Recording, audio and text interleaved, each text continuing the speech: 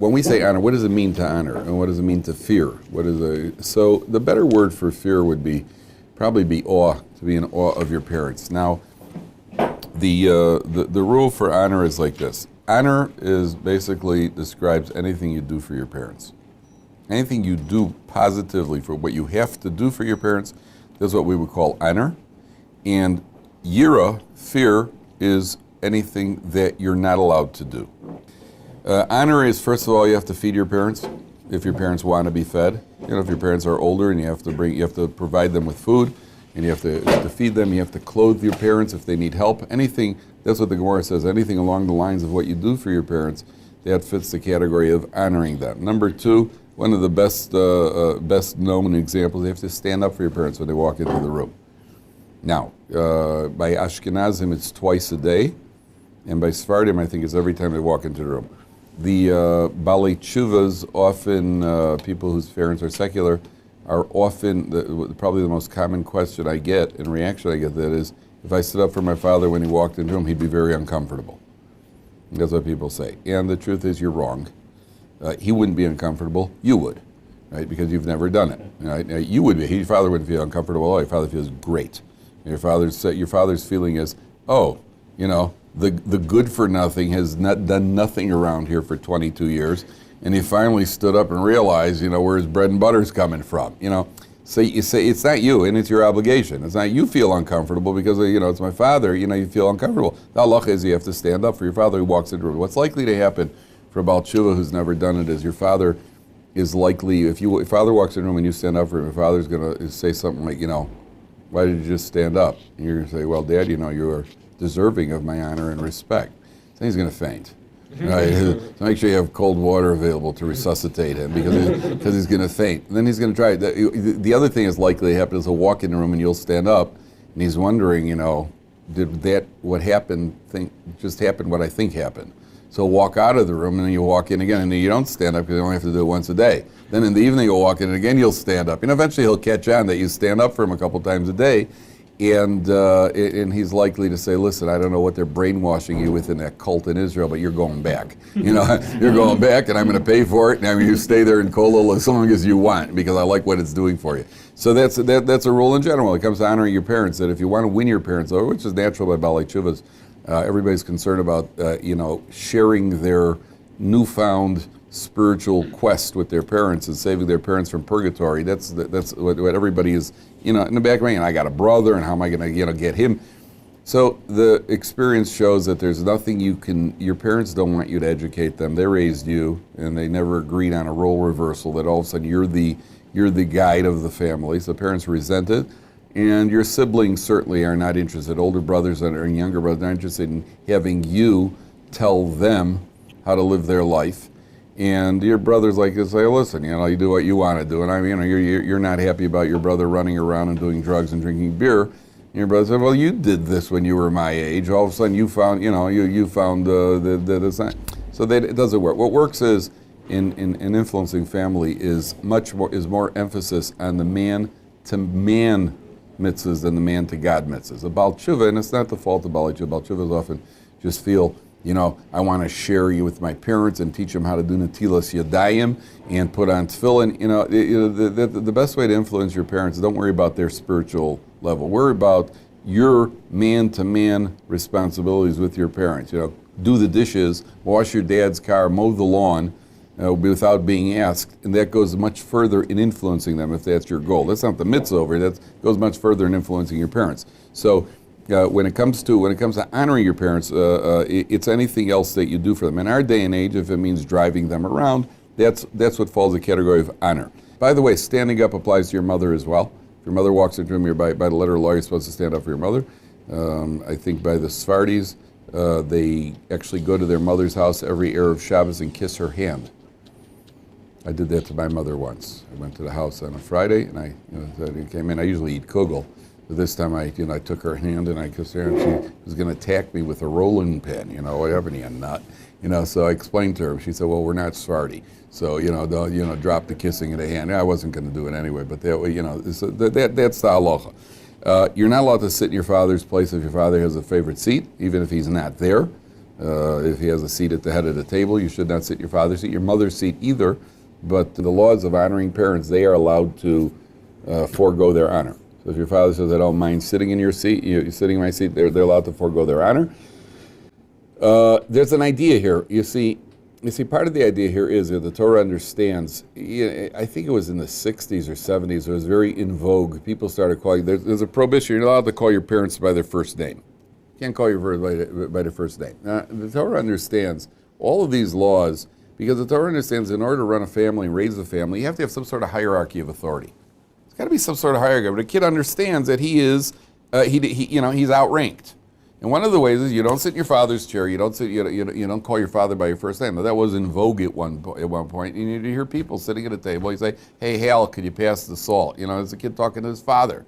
Edna, the potatoes are really good. Some pipsqueak is calling his parents by their first name. What that does is it breaks down the hierarchy of authority in the home. To the contrary, it's not supposed to be that way. Recommended that you don't make too much of an issue of it at home. Pick one thing. What I do at home is I have a big, easy chair, a lazy boy chair, a big one that I bought. I put that at the head of the table because the other Shabbos table chair wasn't that comfortable. I put that in the kids know they're not allowed to sit in daddy's chair, and the only one who can sit in daddy's chair is mommy, right? Which sends a double message over there. So it's a message that you guys can't, but mommy can, right? Because mommy and daddy are one and the same, and on the same team, and you guys can't because you're not mommy or daddy. It sends a very important message to the kids. On the other hand, you shouldn't be too particular with your kids. You shouldn't, go easy on them. And once in a while, I'll send my kids to get me a towel or get me a fruit or something. And even though I don't like doing it, but my fallback position is, well, let them get a mitzvah of honoring me. So that I could do. And sometimes sometimes it goes in the opposite direction. I'll tell my kid, here, I want to you need some money. My kid's in yeshiva. I said, no, I don't need money. I said, I want you to take some money. I said, Dad, I really don't need money. I am ordering you as your father to take the money that he has to do. And he's a kid. He just doesn't like taking. He feels he should be giving me money. But so you could do that if you ordered them. But it shouldn't be a relationship where you're a general, and that's not good for the. It's not good for the family connection. Now, probably the hardest one is you're not allowed to contradict your parents. It's a halacha, you can't contradict your parents. I like that, yes? You can't contradict your parents. They're not being you can't be meichel on their covet. They can be meichel on their covet. You can't be meichel on their covet for them. And the halacha is that you can't contradict your parents. Now, the range of the halacha is if it's something insignificant, your dad states an opinion, even if he's wrong. You're not allowed to contradict. See, that's why I think the Rangers are going to win the Stanley Cup. Chas v'shalom, right? First of all, if he asks for your opinion, you could contradict. I'll tell you something happened with my father. Should live and be well. If he asks for your opinion, you could contradict him.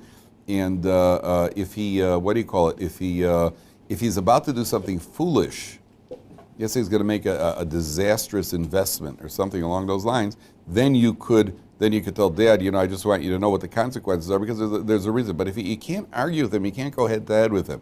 So when I came back from yeshiva the first time, now I became frum, and I was really frum. I mean, I became frum, and I wanted the world to know about it too. So I came home and I became Joe Halacha, and I made sure to tell everybody what they were doing wrong, and I made everybody uncomfortable. And my dad and I were watching a football game, and my dad said something, and I went, uh-huh. And of course, I did it in a very indiscreet way, just so he should see how frum I've become. So he'd say something, I'd say, uh-huh. I'd agree with him. Well, not that exaggerated, but I wasn't arguing with him as we usually did. And, at a certain point, he looked at me and said, if you're agreeing with me because the halacha says you have to agree with me, you're in violation of honoring your father. Ooh. He didn't want that. He wanted if I have something to say that I should say it. So that's what we spoke about yesterday, that the way you honor your parents is relative to what they really want. So if your father wants you to argue with him, again, respectfully, you have to do it. I had a guy here once, I don't know if he was here, one of the yeshivas, a guy whose parents were giving him a hard time for becoming frum. So he threatened his parents that if you don't get off my back, I'm going to marry one of those women from Mea Sharm who shaves her head. Right? Now, you can't talk that way to your parents. Even if they disagree with your life choices, you cannot make threats and you cannot talk to them in any disrespectful manner. Even in the extreme case of halacha, where your father is a Russia, let's say a person's father is a Russia, what halacha defines as a Russia, or the father has tormented the son and the son doesn't like the father, say even when you're not allowed to have anything, when the halacha says you don't have to honor him, but under those circumstances, you're still not allowed to actively cause him any suffering or distress whatsoever. That's what the halacha says. So these are difficult things to comply with. That's why it's considered one of the most difficult mitzvahs. It's considered the most difficult mitzvah in the Torah because it's virtually endless. And when your parents are young and they're relatively young, it's not that. When your parents are a little older and more demanding of your time, that's when it really tests your endurance, and tests what your devotion is. That's what the halacha says.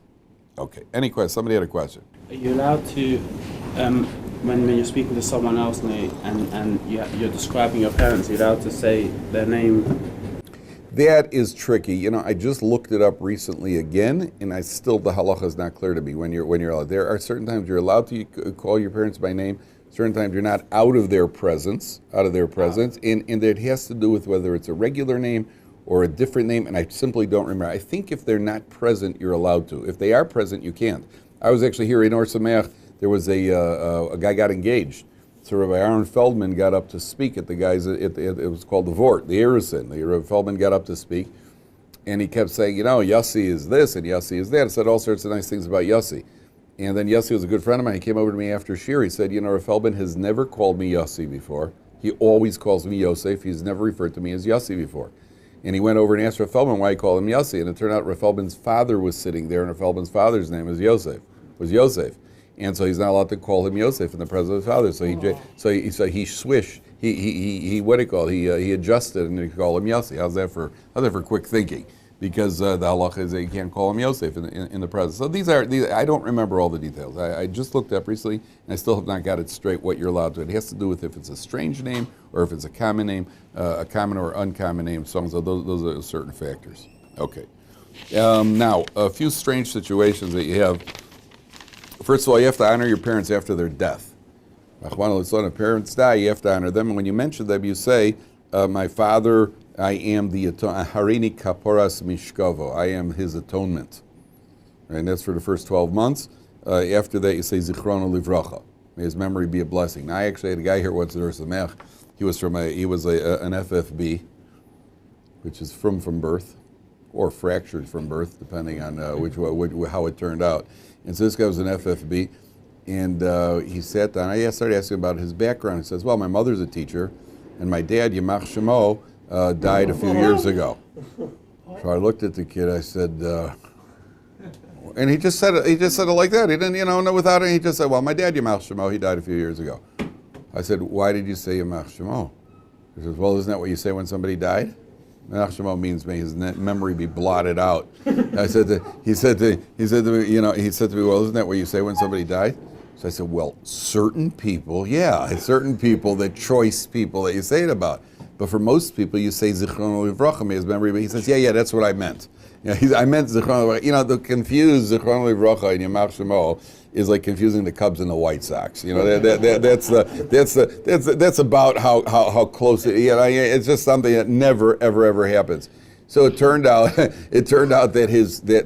the parents had a messy divorce, and it would seem that every time his mother mentioned his father, she said, "Well, your father, Yamach Shemo." So he just got used to saying that. So he just said, "For him, it became very natural." He didn't understand why she was saying that, But so it was very very ironic that was what he used. But at the end of the day, you're supposed to say Zichrono Livracha after 12 months. You say Zichrono Livracha. Now, the other prayer problem for Bali Chuvas is if you see your parents transgressing. What do you do if you see your father or mother doing avera? Very tricky. You're home and you're from and you only speak Aramaic, and you'd like to you'd like to save everybody from eternal damnation. And your father is reaching for a cheeseburger. Your father's reaching to warm up a slice of pizza, pulling a tray piece of pizza out of the refrigerator. So the halacha is that if he's not going to listen, you don't say anything. If he's not going to listen at all, you don't say anything because it's not going to help. But if your father is, possibly going to listen, or let's say your father is Shomer Shabbos, and he just forgot about it, then the halacha is that you have to say it very tactfully. Dad, didn't we learn that we're not, or Dad, I don't know if you realize that pizza was not, that was the cleaning lady's pizza and it's not kosher. I don't know if you realize, it has to be done. It's that you can't be, it's not like, freeze, drop it, Gehenna police, don't, drop that pizza. It doesn't, you can't do that. And certainly if your father's not observant, he's not interested. He's not interested. He goes, Dad, if you eat that bacon, chances are you may choke. You can't say that. It's not. First of all, you should know, gentlemen, you don't have responsibility for your parents. It's not your responsibility. HaKadosh Baruch Hu does not hold you responsible for your parents, and it doesn't work. So, but if you are going to correct them, it has to be done. It has to be done respectfully. And anything religious, by the way, the more you downplay it, the more likely it is that you're going to get a response. So you come home from yeshiva and you wash your hands 3 times, and your dad sees, Scott. Now you're going now by name Shimshon Zalman now. But your father still calls you by the name that he's always called you. Hey Scott, why don't you pour that water? And he's trying to show he's not too interested, and this may be your only chance. Why are you pouring water in your hands like that? Well, Dad, it has to do with it could actually bring you a good fortune when it comes to money, but don't worry, it's not nothing big. Can I have the tomatoes over there? Just downplay it. And so, well, what's this about the money? What's that? And next thing you know, your father, or if your father, you're washing 3 days. So some guys say, Dad, did you wash your hands 3 times? No. Well, if you touch your eyes, you could go blind. That's not going to bring anybody closer to Judaism. And on the other hand, if he sees you doing it, you say, well, it has to do with certain something very spiritual negativity. Nothing big. Can I have some more French fries, please? And he said, well, what do you mean by spiritual negativity? You didn't understand a word you said, So you've drawn him in as opposed to putting it in his face, which doesn't work. It just doesn't work. So if you see your parents doing something wrong, and if your parents indicate that they do not want to be corrected by you, then you don't correct them. What do you call? I had a guy here once at Or Sameach. Rabbi Gottlieb told me there's a guy here, and his parents invited him home for Rosh Hashanah and Yom Kippur. They wanted him to be home with the family. So he sent them a letter detailing 10 reasons why he's not allowed to spend time with the family over Rosh Hashanah. His father was a well-educated Reformed Jew who knew Rabbi Gottlieb from the old country, sent Rabbi Gottlieb the letter that his son, Rabbi Gottlieb told me, 9 out of the 10 reasons were wrong, and the 10th one was probably wrong. That's what Rabbi Gottlieb told me. So when a guy, how do you know you can't? Before you go and start making up your own religion, make sure you know the halacha. Sometimes Baal Tshuva would rather err on the side of caution.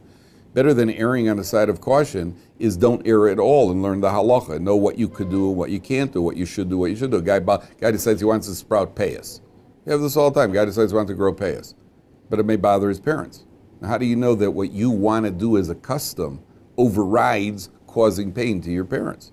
So you have to have a halachic mentor with some common sense who can tell you whether or not you should be doing it at this stage at all and whether or not you should be doing it if it is going to bother your parents. These are very, very common questions. So if your parents are not interested in the religion, don't get involved. Now let me ask you a question. I'm just curious. Imagine it's your dad's birthday today. What would you buy him for a birthday present? Tie.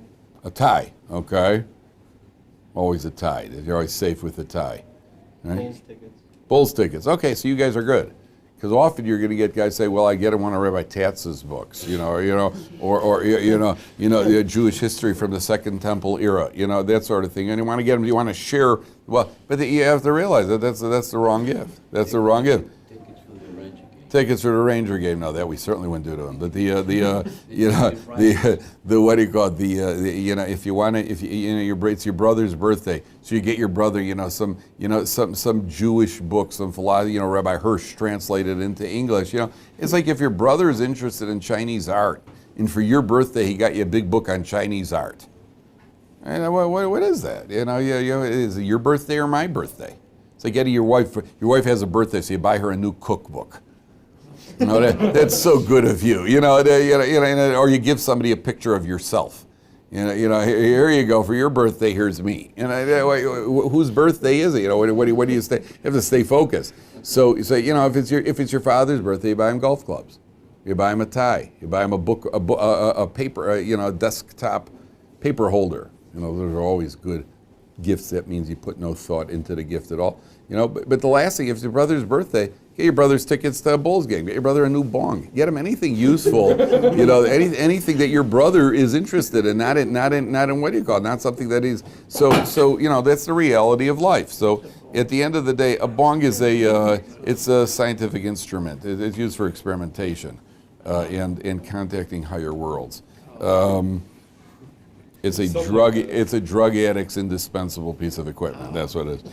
So like the Arabs have those pipes, what they call a hookah. Yeah, so this is a hookah that's used for things other than regular standard tobacco.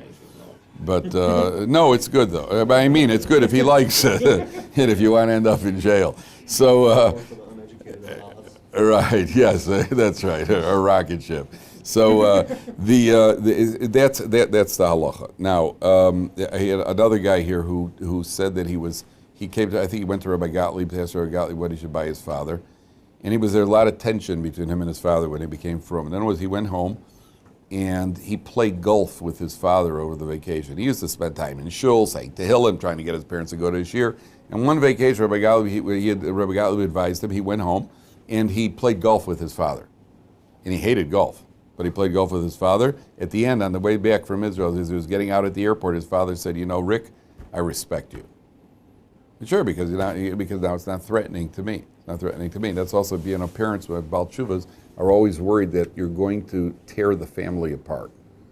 It's extremely important to emphasize to parents that family is important to you, and it is very important to you to keep the family together, and you're going to be the same family that you've been all along. Yeah, Yaakov.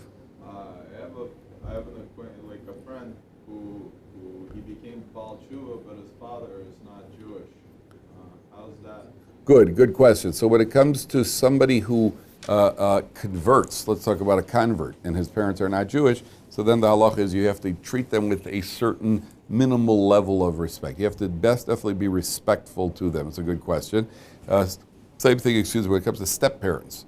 You have to honor your step parent because your natural parent is pleased when they see their child honoring the step, that they have a good relationship. So you have to honor your step parents, you have to honor your grandparents. However, if it's a conflict between your grandparents and your parents, if your grandparents and your parents are in conflict, your loyalty is to your parents. If there's a conflict between your father and your mother, your father takes priority. So if your father says, "Could you bring me a glass of water?" Example in the Gemara. Your mother says, "Bring me a glass of water." You have to bring it to your father before you bring it to your mother, because you are, both you and your mother have the command to honor the father. So if there's a conflict, hopefully there won't be a conflict, but if there is a conflict, your first loyalty is to your father, and if there's a conflict between your parents and grandparents, then your first loyalty is to your parents, even though you might think that because the grandparents are older, you have to honor them more, but that's not the halacha. Your parents have to honor their parents. You have to honor them up to the point that it's a conflict with your parents, and you have to honor your oldest brother. Kabed es avicha ve'es imecha. One of the extra words es is to include your oldest brother. You have to honor your oldest brother. And then you have the situations where you do not have to obey your parents. You do not have to obey your parents when it comes to who you marry. You're not obligated to obey your parents. However, okay, pay attention carefully. Having said that, if your parents express disapproval over the person that you've chosen to marry, you'd be foolish to not think long and hard about your parents' objection. You have the right to come to the conclusion, but don't just disregard it. In many cases, your parents know you better than you know yourself. In most cases, they know you better than you know yourself. They are not blinded by whatever your personal biases and interests are, self-interests are. And at the end of the day, even if your parents are secular, they can usually tap into you. Even though you're religious, they can tap into who you are. If at the end of the day you decide, but they don't really understand me, or they themselves have a self-interest, they don't want me to marry her, so a wonderful, charming, terrific girl. Problem is that she's not the same economic class as we are, and that's what, when they tell me that they don't like her, it's really, what they're really bothered by is her economic level or her family's economics, and you've determined that's really their underlying, that means they're being selfish. Then you don't have to obey them, certainly not according to halacha, not even on a practical level. But if your parents, you trust your parents, and your mother says to you, especially your mother, but your parents say to you, "We see a character in this girl that is going to make you very unhappy," and you're saying, no. So often you have a bias because you're blinded by her charms. Whereas our parents may have picked up something and may have actually see something that you simply can't see. So I wouldn't disregard it. But according to halacha, you're not obligated to listen to them. On the other hand, I wouldn't disregard it outright so fast, because there is something that your parents may have picked up on, and it's at least worth you thinking about and considering whether or not it's A, a mistake, B, if it's not a mistake, can I deal with it, or how will I deal with it? That's as far as halacha. You are allowed to leave home to study Torah without your parents' approval. You could go study Torah. They do not have to support you, and you can't demand support, but you're allowed to leave home to study Torah. And according to the poskim, what happens if your father wants something which doesn't really apply to him personally? In other words, your father says to you, I don't want you to wear green ties. I like green ties, right? I like green ties. Your father doesn't want you to wear green ties. What's the halacha? Anybody want to guess? Don't wear green ties in his presence? Yes, very good, very good. He can't tell you something, otherwise there's no end to it. Yeah, I don't want you to wear green ties, and I only want you to wear gym shoes. There's no end to that. Don't wear something that bothers him. Again, most fathers aren't like that, but don't wear something or do something that bothers him in his presence. That's as far as optional things. As far as halachic things, you do not obey your parents at all. So if your father tells you to turn on a light on Shabbos, you're not allowed to obey your parents to turn on a light on Shabbos. It says that's why it places Shabbos observance before honoring your parents, because both you and your parents have to honor Shabbos. You have to honor God who gave the commands. So you do not, you do not obey your parents by anything that involves desecration. And one of the tricky areas, which I don't have an answer for every situation, if your mother tells you, could you please carry this bag of groceries upstairs for me, and inside the bag she's got some bacon. Right, because you're not allowed to aid and abet sinners. Right now, you're carrying up the groceries, but you got bacon in the bag. So that's tricky, and I don't have a solution. You'd have to speak to a competent halachic authority to figure out what to do in that situation if that situation comes up. The best thing to do is always to avoid the situation. So always to avoid the situation. Any precautions you could take in advance to avoid conflict, that's always the best thing to do. But these are very tricky, yeah. Rabbi, what about Aliyah? You can basically live wherever you want or do whatever you want without your parents' approval once you are mature enough to once you're living on your own. They can't stop you. The halacha says specifically to go learn Torah. If your parents don't want you to leave home and you're dependent on your parents. If you're not dependent on your parents, you're basically able to do what you want. You have a right to take a job in another city. If your parents don't for parental, you're allowed to leave. You're allowed to leave as well. So these are all considerations. But anytime you have a situation like this, if you ever have a situation, then you have to just check with your parent, check with the halachic authority to make sure you're doing the right thing. It's tough. It's tough. Not easy. The reward for the mitzvah is long life. Right? One of the reasons that's the reward is because one of the reasons we don't want to honor our parents, or we're hesitant, is we feel it takes up too much time. Just time consuming. You have to go with your elderly father to the doctor. It's going to take an hour to get back. You're losing time. So the Torah wants you're not going to lose time. You'll make up the time the time will be made up for you on the other end. You'll live on the other end. But if you want to teach your children how to honor parents, the best way to teach your children how to honor parents, like just about anything else, is by you honoring your parents. If they see how you honor your parents, then the children are going to honor you. If you don't honor your parents properly, then HaKadosh should cut a person's life short. There was a rabbi in the United States who left Chicago. He went to be a rabbi in Omaha, Nebraska, back in the 50s, 40s even. He was a rabbi in Chicago. Then he eventually came back to Chicago. He left Chicago back in those days. He left Chicago, went to Omaha, Nebraska.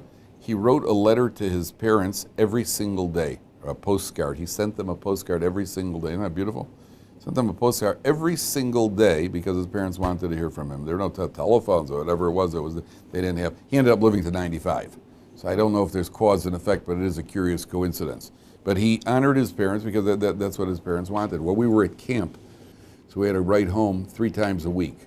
And on those nights that you had to write home, you couldn't get supper unless you came in with a letter that was posted and addressed home because of so my brother, the one we don't talk about, he just took an envelope, addressed it, and put a stamp on it without writing anything inside at all.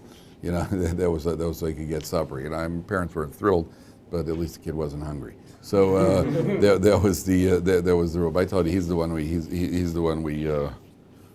He's the one that we deny knowledge of. What's he do now? He's a rabbi. He's the rabbi. Yes. Maybe an extreme case. What if like one of your parents tells you that they don't want you talking to the other parent? Oh, that you can't. The parent cannot. That would be good. It's an excellent question because that is the same category as the parent telling you doesn't want you to do some sort of mitzvah. They cannot tell you to stop you from talking to somebody. They cannot stop you from forgiving somebody, which is very common. They have a feud with somebody. I don't want you playing with this kid, and I don't want you talking to him, and I don't even want you to forgive him. They can't put those limitations on you. If it could go either way, then that would be used as the if it's take it or leave it. So you don't have to go out of your way to talk to them just to, where it's going to get your parents upset. So you got to just leave it. But if you have a reason to be, the only reason you're not talking to them is because your father said don't talk to them or don't visit them because of his own personal problem. I'm not talking about where it has to do with parental. Then you're not limited by them. There are other situations where we've told our kids, we have never let our kids, until they're a little older, we never let our kids play in certain houses. Unless we know exactly, we don't let them go to anybody's house unless we know the people and exactly what's going on in the house. Anybody's welcome in our house, so they're under our approval. Any kids could come into our house, we have no problem. But we do not let go to other houses because of, unless we know what's going on there, because we don't want them watching videos, exposure to certain things, and so on and so forth. So that you have a right. If your father says to you, listen, I don't think you should associate with him, he's a bad influence on you, then you really shouldn't associate with him because your father is well-meaning over there. If your father just has a personal vendetta against the guy, he can't put the guy off limits. That you can't do according to halacha.